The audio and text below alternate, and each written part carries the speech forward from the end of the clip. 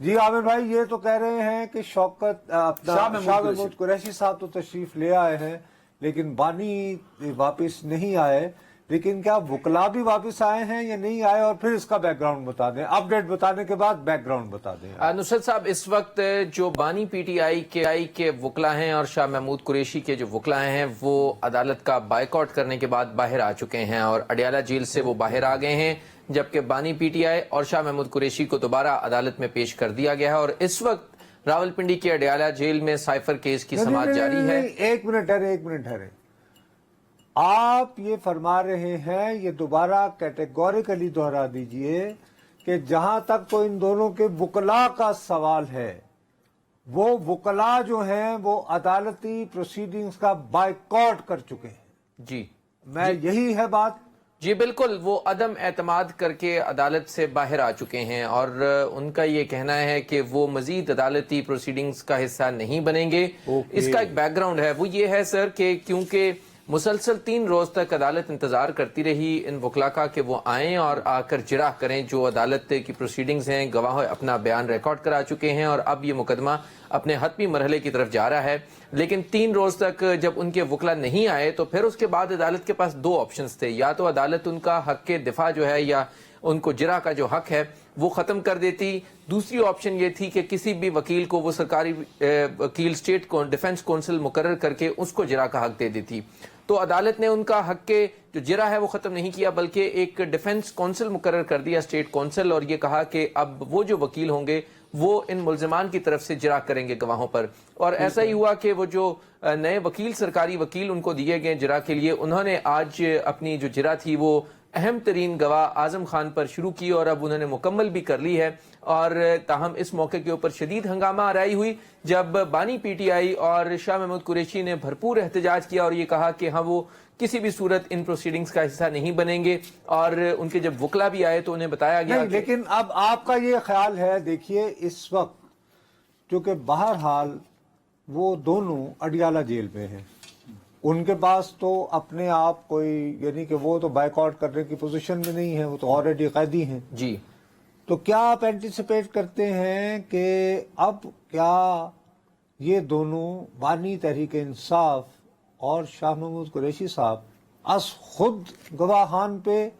جرح کریں گے، یا وہ خاموشی اختیار کریں گے، کہیں گے کہ ہمارا کو لینا دینا نہیں، ہم تو قیدی ہیں، یہاں پہ آپ کا جو چیز چاہے کرے؟ آپ کو ان دونوں میں سے کون سا آپشن نظر آ رہا ہے بڑھ رہا؟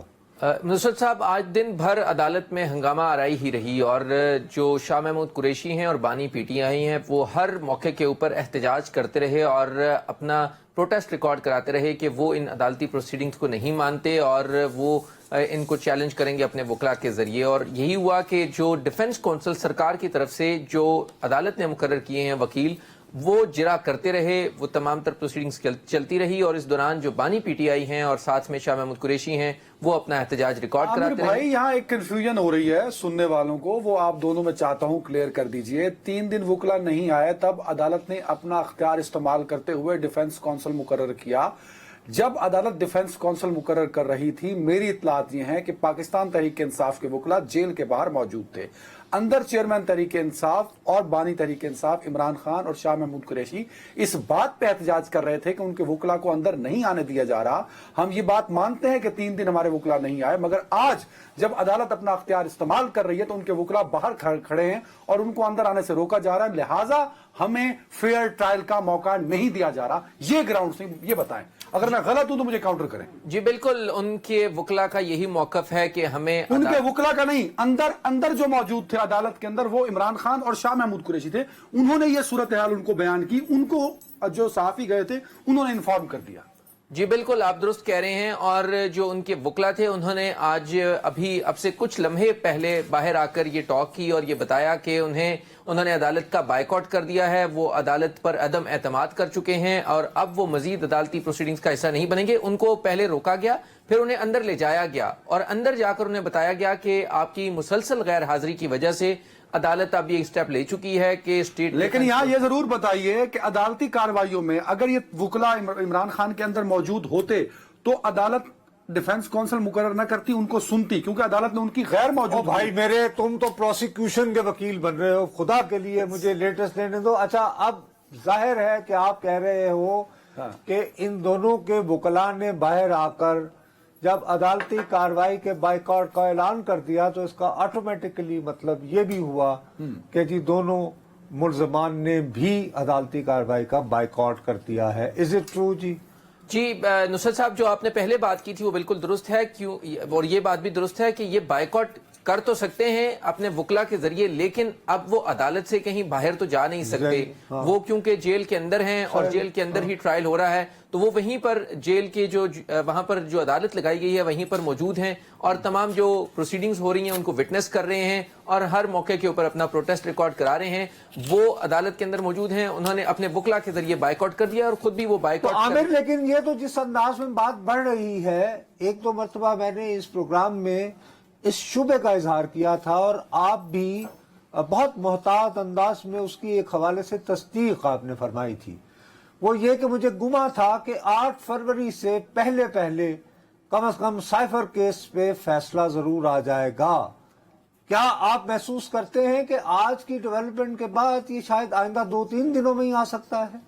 जी नुसरत साहब, अब क्योंकि वकला पर जो उनके वकला हैं स्टेट डिफेंस काउंसिल हैं जो अदालत ने मुकर्रर किए हैं, वो बहुत तेजी के साथ उन पर जिरा कर रहे हैं और अगर वो जिरा कल तक मुकम्मल हो जाती है, जिस स्पीड से चल रही है वो कल तक मुकम्मल हो जाएगी और उसके बाद 342 का जो फाइनल बयान होता है मुल्जिमान का वो होता है और उसके बाद फिर हतमी दलाइल के बाद अदालत आमिर ये बताना, अगर फर्ज करो ये जो आप कहते हैं कि फाइनल बयान 342 का, फर्ज करो अगर ये दोनों अफराद जो हैं वो भी रिकॉर्ड करवाने से इनकार कर दें, इस बात का इम्कान है? जी नुसरत साहब, वो तो तमाम प्रोसीडिंग्स का भी बाइकआउट कर सकते हैं और हर तरह से वो इनकार कर सकते हैं, लेकिन अदालत ने किसी भी सूरत किसी भी स्टेज के ऊपर नहीं रुकना और अदालत ने इस मुकदमे को जल्द से जल्द जो है वो डिसाइड करना है, क्योंकि बारहा जजेस ये कह चुके हैं कि हम अपने जो जुडिशियल कॉम्प्लेक्स है जहां पर अदालतें लगाई जाती हैं वहां पर तमाम मुकदमात को छोड़कर सिर्फ इन मुकदमात के लिए आते हैं, इनमें गैर जरूरी डिले नहीं किया जा सकता। सो अगर वो किसी भी स्टेप का बाइकआउट करते हैं, 342 का अपना हतमी बयान रिकॉर्ड नहीं कराते, वो फाइनल आर्गूमेंट्स में हिस्सा नहीं करते, तो अदालत फिर एक तरफा तौर के ऊपर प्रोसीड करके